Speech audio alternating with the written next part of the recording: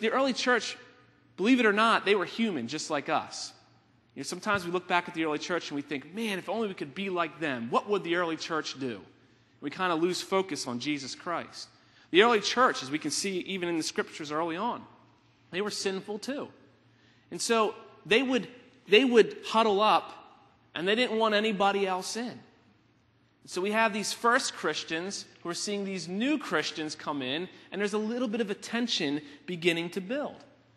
And we can relate this to the modern day church, to our own church, to our local church even. Or is it possible for us to become too huddled up, to become too safe? Years ago, I remember after my brother died, my dad would preach about GRPC being a safe haven for broken people. And over the years, in some, what has happened is we have cut off that last part. We call it a safe haven, but we forget about the for broken people. Or we've redefined what broken people really means. This church cannot be a safe haven just for the Christian. It can't be a safe haven just for people who act like us and are just like us. It becomes a safe haven for broken people, and who is more broken than lost people? And they look, in many cases, a lot different than you and I. They say different things. They wear different clothes, some of them. Some of us look just like them. They believe especially different things.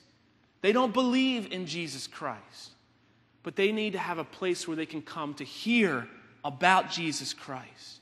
We do need to continue integrating with the community around us and being that redemptive presence, being that missional church, and watching out for the danger of a club mentality like these original church members had.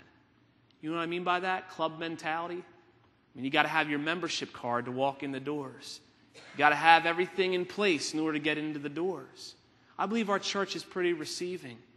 We receive people. We need to continue to do so and always be stretching ourselves. We do need to be a safe haven for broken people, for lost people. What safe haven really means is this: those who don't know Jesus Christ is the way to eternal life and the forgiveness of sins are the most broken people in need of that safe haven. And we've got to tell them.